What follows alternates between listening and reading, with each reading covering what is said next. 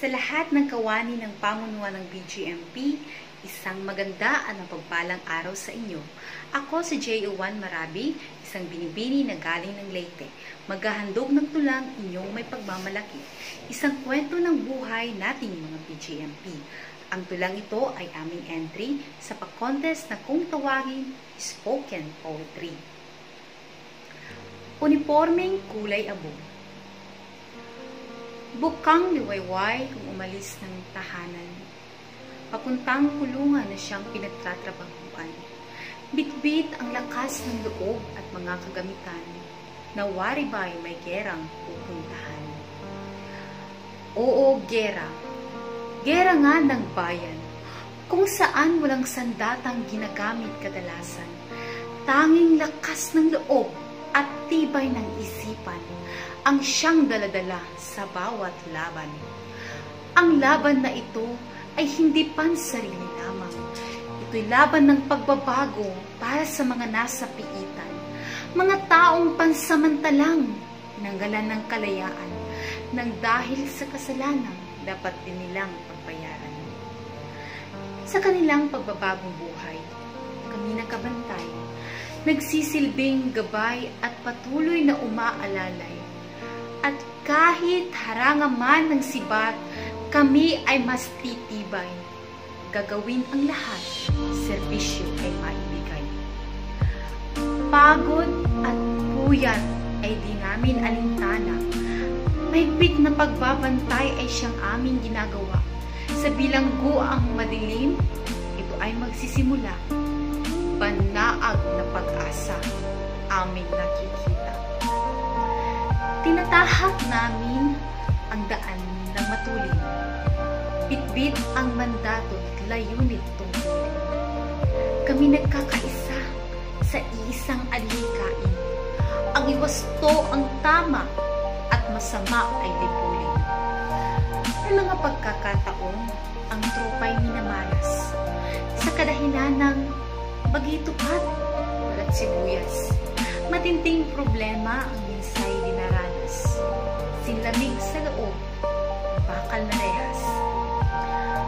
Mahirap pumasok sa kuweba ng malilim ang kapalaran, sapagkat di madali ang kanilang pinagdaraanan.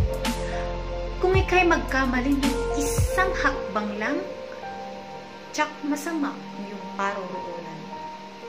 Pero, kahit anong dagok man ang sa amin nag-aantay, patuloy kaming tatayo at magbibigay pugay. Sa sinumpaang tungkulin, lahat ibibigay. Serbisyong kahulilip at kahit buhay iaalay. Kaming mga opisyal na tagapamahala ng piitan, bukas ang palad sa mga nangangailangan. Mapa-PDL man o simpleng mamamayan, taos-puso namin silang pagsisilbihan. Kagaya ngayon na may pandemiko, kung saan nagkalat ang COVID-19 dito, gumawa kami ng mga hakbang upang ito'y masugpo nang sa gayoy di na ito makapamerwisyo. Nagsakripisyo ang ilan naming kasamahan. Piniling di umuwi sa kanilang mga tahanan upang ang pagpasok ng COVID ay mapigilan at di na ito maghasik ng naging sa piitan. Nakakalungkot mang isipin na kahit dalaw ng PDL, kailangan masakripisyo din. Pansamantala itong di papapasukin habang di humuhupa ang bagsik ni COVID-19. Kami nagtulungan at gumawa ng paraan upang ang kalungkutan ng PDL ay maibsan. Naglungsad ng programa ang aming butihing pamunuan. Idalaw program ang tawag namin dyan.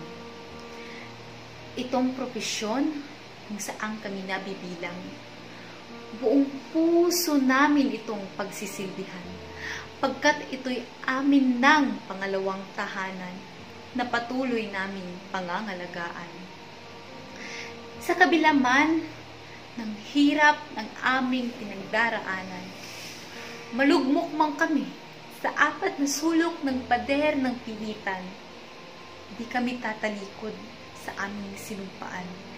Bagkos magkakaisa para sa minimithing kapayapaan. Mahirap man ang tungkulin na ito at marami mang pagsubok at problemang dumarating dito. Kami patuloy pa rin na magsiserbisyo.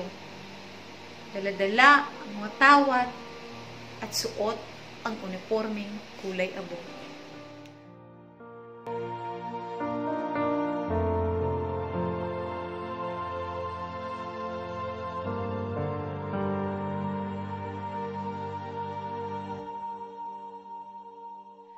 Doon po nagtatapos ang aking presentasyon. Maraming salamat po sa inyong pakikinig.